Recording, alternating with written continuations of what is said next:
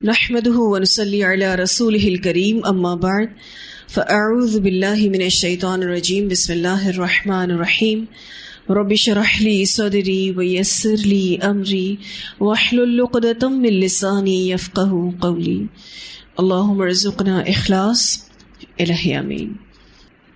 Lesson number 196 سورۃ النمل آیت number 27 سے 44 تک. پچھلی تفسیر میں جو ہم نے جہاں آیت مکمل کی تھی اللہ لا الہ الا ہوا رب العرش العظیم، یہاں پر سجدہ تلاوت ہے اور سجدہ تلاوت مستحب عمل ہے، کریں گے تو انشاءاللہ ثواب ملے گا، اور اگر کوئی نہیں کر پاتا تو اس کو گناہ نہیں ملتا. لیکن یہ کہ آپ دیکھیے کہ سجدہ چونکہ عاجزی کی علامت ہے اور یہاں پر بات شرک کہ رد کی ہو رہی ہے، توحید کا پرچار ہو رہا ہے، اللہ کی تعریف ہو رہی ہے، تو سجدہ کرنا بہت مناسب ہے. اسی لیے یہاں پر آپ دیکھیں الحمدللہ اللہ تعالیٰ نے سجدہ تلاوت ہمیں دیا ہے. پوری کائنات اللہ تعالیٰ کی فرما برداری میں لگی ہوئی ہے. ہم جب سجدہ کرتے ہیں تو ہم بھی کیا ظاہر کرتے ہیں کہ اللہ ہم بھی تیرے فرما بردار ہیں. اگلا جو لیسن ہے ہمارا، اس میں حضرت سلیمان علیہ السلام کا واقعہ ابھی آگے بھی چلے گا انشاءاللہ.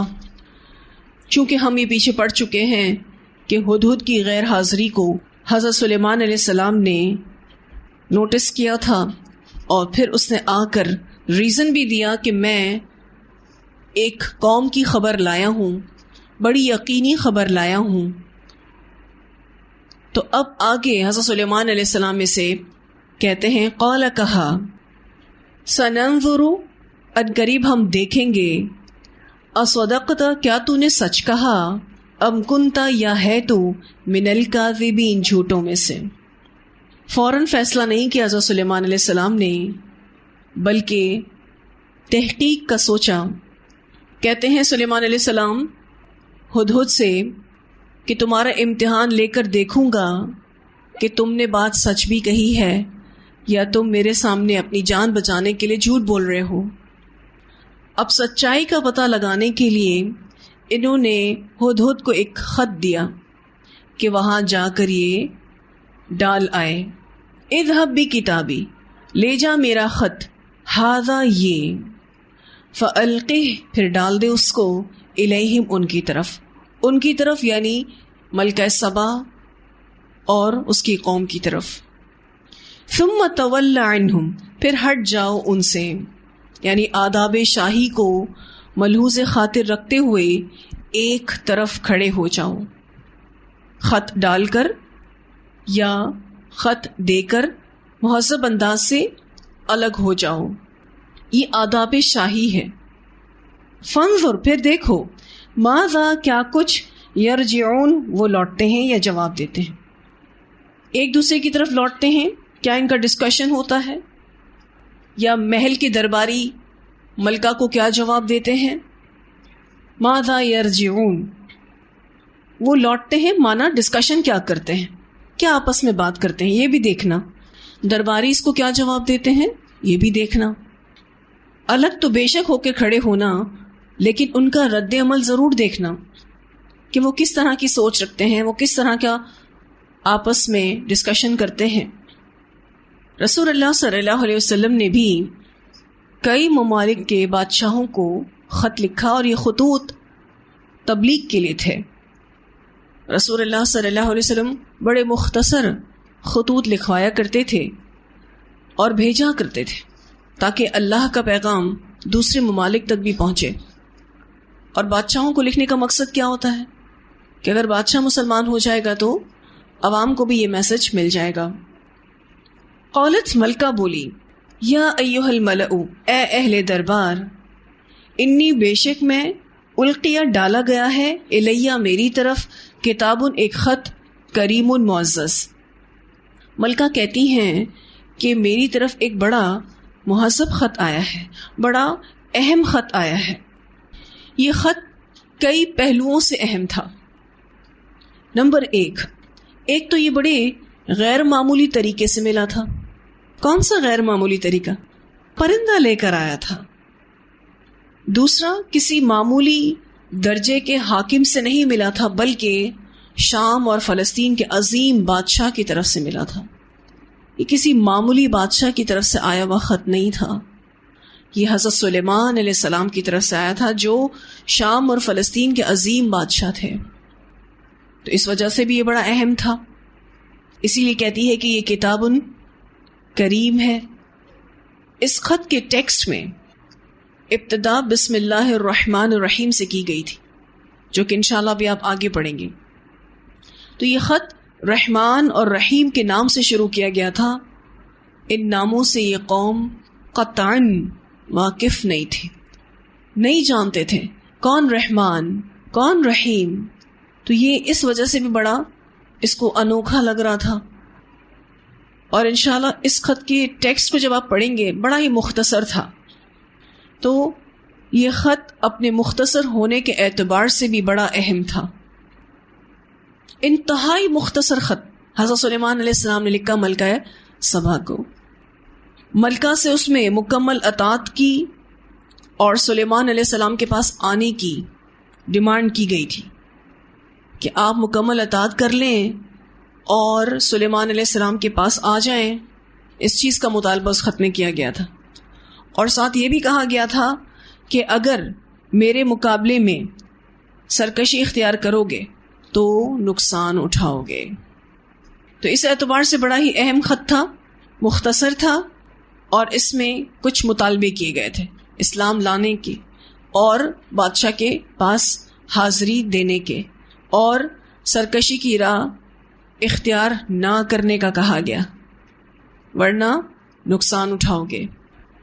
پھر انداز خطاب بھی بڑا انوکھا تھا اور بڑا اہم تھا، آپ کہہ سکتے ہیں. اس میں کسی قسم کی بھی لچک نہیں تھی کہ آپ آ جاؤ چلو بات کر لیں گے، دیکھتے ہیں کہ آپ کا کیا عقیدہ ہے، ہم اپنا عقیدہ آپ کو بیان کریں گے. کچھ نہیں، سیدھی صاف بات.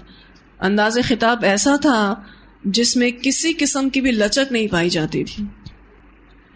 پھر یہ اہم ایک اور اعتبار سے بھی تھا، ایک اور پہلو سے بھی تھا. یہ خط مہر لگا ہوا تھا اور یہ مہر سلیمان علیہ السلام کی تھی، سٹیمپڈ تھا یہ خط.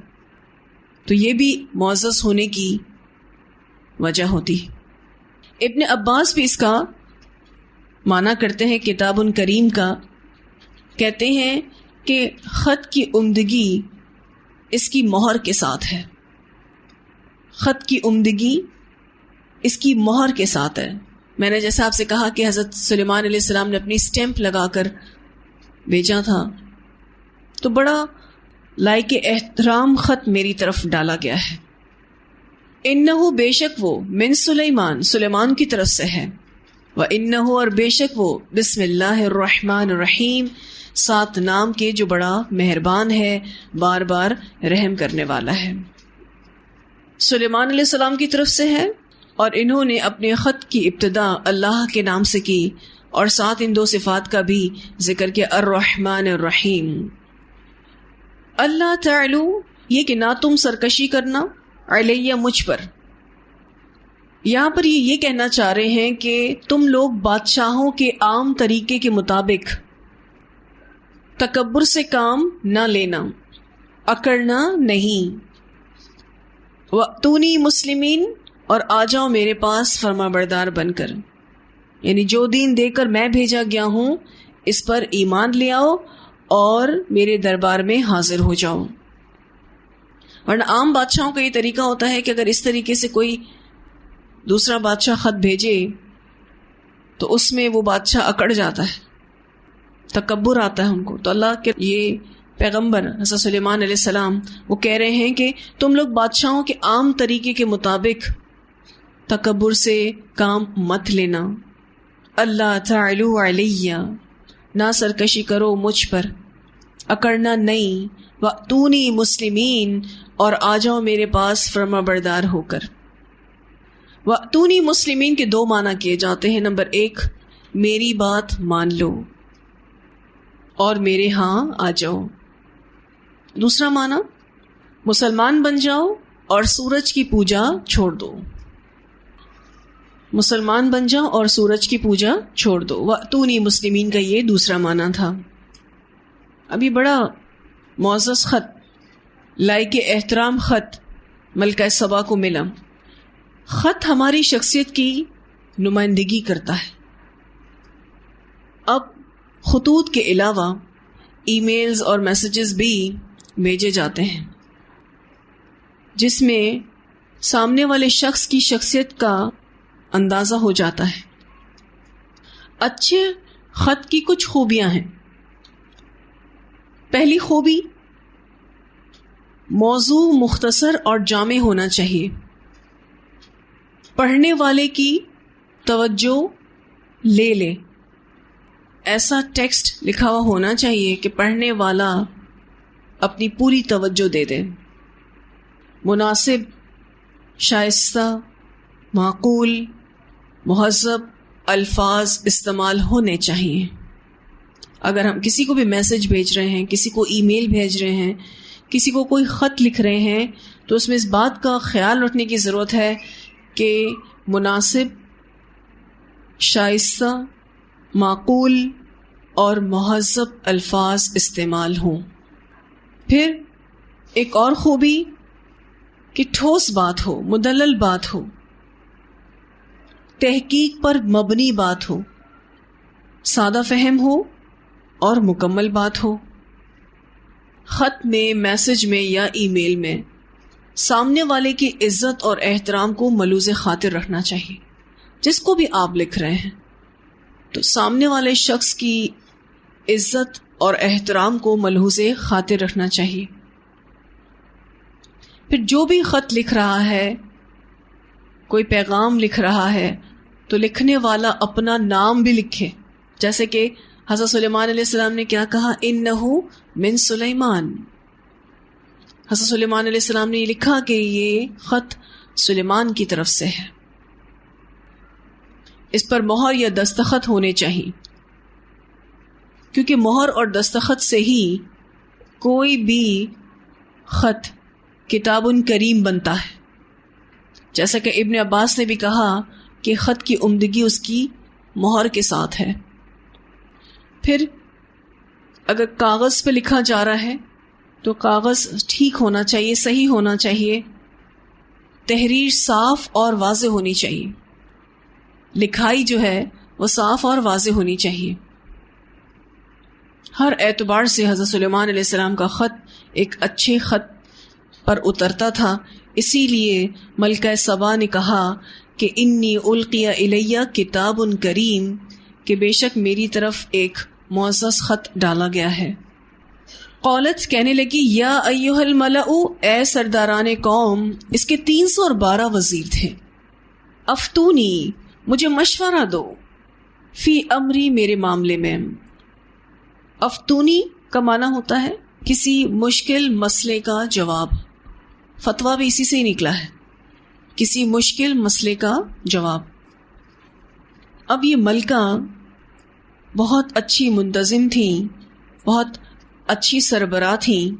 اسی لیے آپ دیکھیں کہ یہ مشورے میں لوگوں کو شامل کر رہی ہیں. ایک ایسا خط جو ملکہ سبا کے لیے بہت معزز تھا، لیکن یہ خط ان کے لیے پریشانی کا باعث بھی تھا. یہ ایک ذہنی کشمکش میں مبتلا تھی، کیونکہ خط کا ٹیکسٹ ہی کچھ ایسا تھا کہ حضرت سلیمان علیہ السلام نے کہا کہ اللہ تعالوا علیہ واتونی مسلمین. تو بڑی فطری بات تھی کہ ان کو اس خط کو لے کر ٹینشن ہو رہی تھی. لہٰذا اس سلسلے میں اپنے درباریوں سے مشورہ کرنا انہوں نے مناسب سمجھا. کہتی ہیں، ما کنتو، نہیں ہوں میں، قاطعتاً، قطعی فیصلہ کرنے والی، امراً، اس کام میں، حتی تشہدون، یہاں تک کہ تم حاضر ہو میرے پاس. میں کوئی قطعی فیصلہ نہیں کروں گی جب تک کہ تم لوگ مجھے مشورہ نہ دے دو. تمہارے مشورے کے بغیر کوئی فیصلہ نہیں کروں گی. بہت ڈیموکریٹک پرسن تھی، جس میں آپ دیکھ سکتے ہیں کہ یہ ڈکٹیٹر نظر نہیں آ رہی.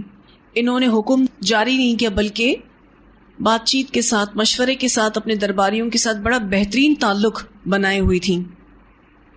اور ما کنت قاطعتاً امرا حتی تشہدون کا ایک اور معنی بھی کیا جاتا ہے، وہ یہ کہ میں سلطنت کے اہم کاموں میں پہلے بھی تم سے مشورہ کرتی رہی ہوں، یعنی اہم کاموں میں تم سے مشورہ کرے بغیر کوئی کام میں نہیں کرتی ہوں۔ قالوا انہوں نے کہا، نحن ہم اولو قوت والے ہیں، واولو بأس شدید اور سخت جنگجو ہیں۔ درباریوں نے بہت اچھے سے جواب دیا کہ ہم بہت طاقتور قوم ہیں، ہم زوراور ہیں، لڑائی کا فن خوب جانتے ہیں۔ والامر الیک، اور معاملہ آپ ہی کے ہاتھ میں ہے، اگر جنگ کرنی ہے تو آپ ہمیں حکم دیں گی، اور اگر نہیں کرنی ہے تو فیصلہ آپ ہی کا ہوگا۔ جنگ کرنی ہے یا نہیں کرنی ہے فیصلہ آپ کریں گی۔ فانظری، تو دیکھ لیجئے، ماذا تأمرین، کیا آپ ہمیں حکم دیتی ہیں۔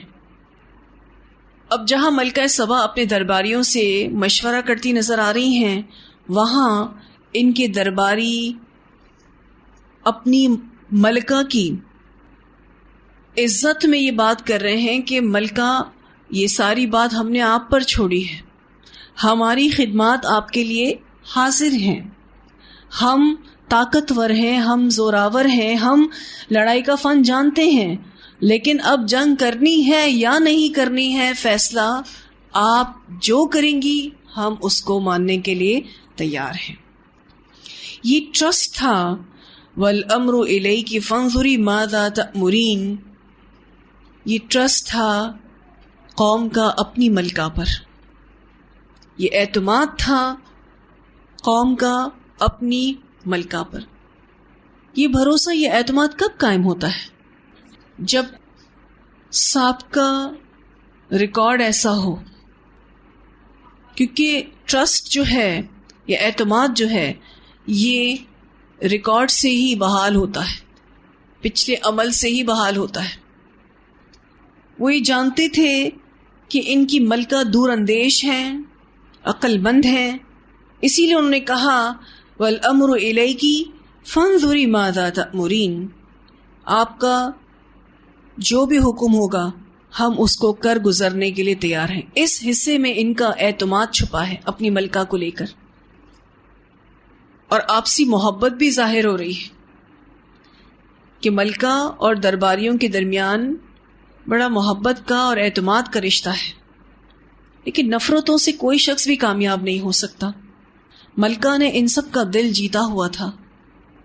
اب جب درباریوں نے ملکہ کے اوپر سب کچھ چھوڑ دیا تو قولت، وہ کہنے لگی، ان الملوک، بے شک بادشاہ، اذا دخلوا قریۃ، جب داخل ہوتے ہیں کسی بستی میں، یعنی اپنے طاقت کے بلبوتے پر جب داخل ہوتے ہیں، پوری طاقت کے ساتھ کسی بھی بستی میں کوئی بھی بادشاہ داخل ہوتا ہے، افسدوہا، فساد کرتے ہیں اس میں۔ پہلا نقصان کہ وہاں فساد ہوتا ہے۔ وجعلوا، اور کر دیتے ہیں، عزت، معزز لوگوں کو، اہلیہا، اس کے رہنے والے، اذلتاً، ذلیل۔ دوسرا نقصان کہ وہاں کے معزز لوگ ذلیل کر دیے جاتے ہیں۔ اذلہ کے 3 معنی کیے جاتے ہیں۔ نمبر 1، قتل کر دیے جاتے ہیں، یا پھر قید کر لیے جاتے ہیں، یا پھر مال و متاع چھین لیے جاتے ہیں۔ اب یہ اتنی سمجھدار خاتون تھیں، کہتی ہیں کہ اگر کوئی بادشاہ طاقت کے بلبوتے پر کسی بھی بستی میں داخل ہوتا ہے تو وہاں فساد ہوتا ہے۔ یہ وہ خدشات تھے جس سے اپنے درباریوں کو آگاہ کر رہی تھیں، کیونکہ سلیمان علیہ السلام کے پاس غیر معمولی طاقتیں تھیں، اور وہ یہ سمجھانا چاہ رہی ہیں کہ جنگ کا راستہ خطرناک ہے، ہم سیدنا سلیمان علیہ السلام کے لشکروں کی تاب نہیں لا سکیں گے، اور اگر جنگ ہو گئی تو یہاں فساد پھیلے گا، اگر جنگ ہو گئی تو یہاں کے معزز لوگ ذلیل کر دیے جائیں گے، یا تو ان کو موت کے گھاٹ اتار دیا جائے گا، یا پھر وہ قید کر لیے جائیں گے، ان کی ساری مال و دولت چھین لی جائے گی۔ بسا اوقات جنگوں میں شہروں کو آگ لگا دی جاتی، پورے پورے شہر جلا دیے جاتے ہیں. وَكَذَلِكَ يَفْعَلُونَ، اور اسی طرح وہ کیا کرتے ہیں. جنگ ہوتی ہے تو پھر یہی کچھ ہوتا ہے. جنگ کے اثرات اچھے تو کسی بھی صورت میں نہیں ہیں. اب اس آیت سے تو یہ پتہ چلتا ہے کہ یہ لڑنا نہیں چاہ رہی. ملکہ بڑی حقیقت پسندانہ طریقہ اختیار کیے ہوئے ہیں. آپ دیکھیں ان میں ذرا بھی جذباتیت نہیں ہے. بہت سوچ سمجھ کر بات کر رہی. اگر بے وقوف ہوتی تو چڑھ دوڑتی، لیکن لڑنے کا کوئی فائدہ نہ ہوتا، الٹا نقصان ہوتا. بہت سمجھدار خاتون ہے کہ اگر میں نے جنگ کی تو یہ نقصان ہوں گے میری قوم کو. تو نقصان نہیں چاہتی تھی اپنی قوم کا، اور یہ ایک اچھے لیڈر کی خوبی ہے. اب لڑائی تو نہیں چاہتی تھی، لیکن مسلمان ہونا بھی نہیں چاہتی تھی. پہلے انہوں نے حضرت سلیمان علیہ السلام کا امتحان لینا چاہا. کہتی ہیں وَإِنِّي، اور بے شک میں مُرْسِلَةٌ بھیجنے والی ہوں الیہم ان کی طرف، بِہَدِیَّةٍ ایک ہدیہ، میں ایک ہدیہ بھیج کر دیکھتی ہوں. فَنَاظِرَةٌ پھر دیکھتی ہوں، بِمَا يَرْجِعُ کس چیز کے ساتھ لوٹتے ہیں المرسلون بھیجے ہوئے. میں ایک ہدیہ بھیج کر ان کا امتحان لیتی ہوں کہ اگر وہ دنیا دار بادشاہ ہوئے تو تحفے قبول کر لیں گے. اس صورت میں ان سے پھر جنگ بھی کی جا سکتی ہے، اور اگر وہ واقعی نبی ہیں تو وہ تحفے قبول نہیں کریں گے، اور پھر ان سے مقابلہ بھی نہیں ہو سکتا. تو یہ امتحان لینا چاہ رہی تھی حضرت سلیمان علیہ السلام کا تحفہ بھیج کر، اور یہ دیکھنا چاہ رہی تھیں فَنَاظِرَةٌ بِمَا يَرْجِعُ الْمُرْسَلُونَ کہ کس چیز کے ساتھ وہ بھیجے ہوئے لوٹتے ہیں. جو تحفے لے کر جائے گا وہ کیا جواب لے کر آتا ہے، اس سے اندازہ ہو جائے گا. اگر دنیا دار بادشاہ ہے تو لازمی تحفے قبول کر لے گا. کیوں تحفے قبول کر لے گا دنیا دار بادشاہ؟ اس کو دنیا چاہیے، کیونکہ تحفے بھی کوئی معمولی تحفے نہیں تھے، یہ تو بڑے قیمتی تحفے آنے تھے. اور قیمتی تحفے ہوتے اور دنیا دار بادشاہ ہوگا تو یہ قبول کر لے گا. ایسی صورت میں پھر اس سے جنگ کرنا ہمارے لیے کوئی مشکل بات نہیں. لیکن اگر یہ نبی ہوئے تو یہ چیزیں ان کو امپریس نہیں کریں گی. پھر لازماً ہمیں ان کی بات مانے بغیر کوئی چارہ نہ ہوگا. اب بڑے قیمتی تحائف دے کر المرسلون کو بھیجا گیا. فلما جاء تو جب وہ آئے سلیمان علیہ السلام کے پاس، قال کہا، سلیمان علیہ السلام نے کہا، اتمدوننی کیا تم مدد دیتے ہو مجھ کو، بمال ساتھ مال کے. اصل میں یہ تحفے دراصل رشوت کے طور پر تھے، اور سلیمان علیہ السلام نے ان کو قبول کرنے سے انکار کر دیا. جواب دیا، فما تو جو آتانی اللہ عطا کیا مجھ کو اللہ نے، یعنی نبوت، بادشاہت، ان کو تو اللہ تعالیٰ نے کیا کیا کچھ عطا کیا تھا.